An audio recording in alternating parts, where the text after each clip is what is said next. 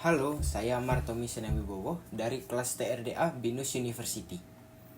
Pada video ini, saya akan membahas proyek yang saya kerjakan dalam mata kuliah Karakter Building Agama yang berjudul Membangun Masyarakat Inklusif dan Berkeadilan, Strategi Peningkatan Akses Keadilan bagi Kelompok Rentan.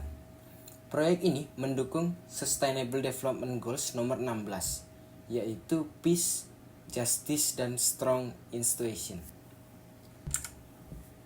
Saat ini, banyak kelompok rentan di Indonesia yang belum mendapatkan perlakuan hukum yang setara.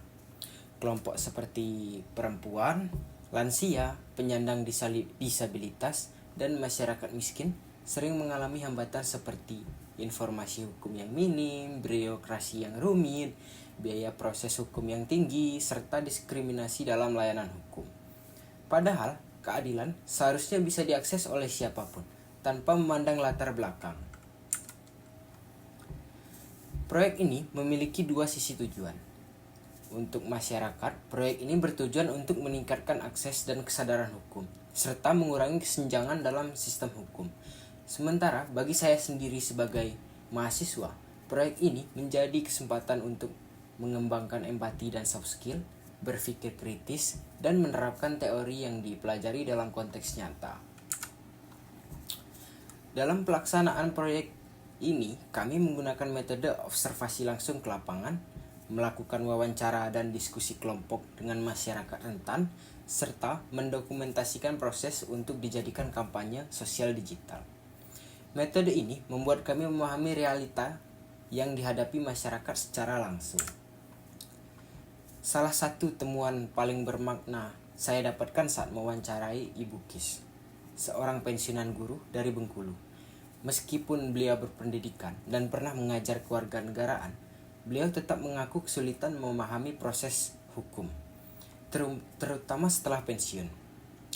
Contoh kasus yang dialami Ibu Kis sendiri adalah dana pensiun beliau belum sempat cair, dan beliau harus bolak-balik ke kantor tanpa petunjuk yang jelas.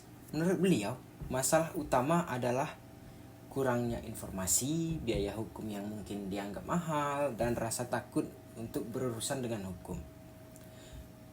Menurut pengakuan beliau sangat terbantu dengan program konsultasi gratis di kelurahan dan berharap ada lebih banyak penyuluhan hukum yang mudah dimengerti oleh masyarakat awam.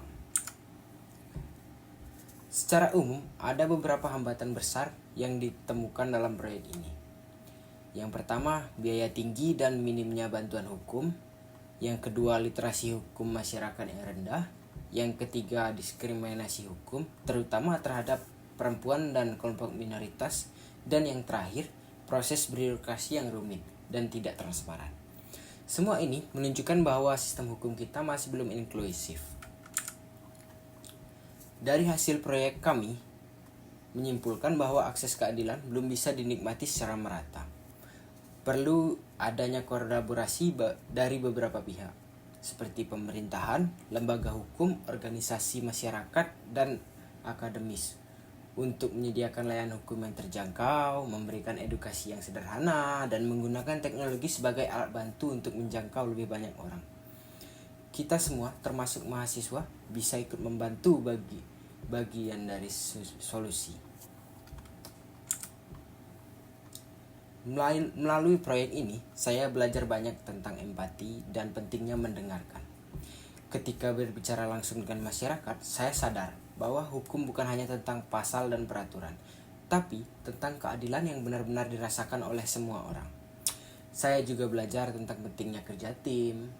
Awalnya sempat bingung harus mulai dari mana, tapi dengan komunikasi dan koordinasi yang baik, semua jadi lebih mudah. Saya merasa bahwa proyek ini tidak hanya mengajarkan tentang hukum, tapi juga membentuk kesadaran sosial saya sebagai individu. Setelah proyek ini, saya harap bisa terus terlibat dalam kegiatan sosial yang berdampak. Saya ingin membantu meningkatkan kesadaran hukum di komunitas, menjaga penghubung antar masyarakat dan akses hukum, dan mendukung penyederhanaan proses hukum agar tidak menyulitkan rakyat kecil. Saya percaya bahwa keadilan bukan hak istimewa, tapi hak dasar yang harus dijamin oleh semua orang. Sebagai penutup, saya ingin mengajak kita semua peduli pada isu keadilan.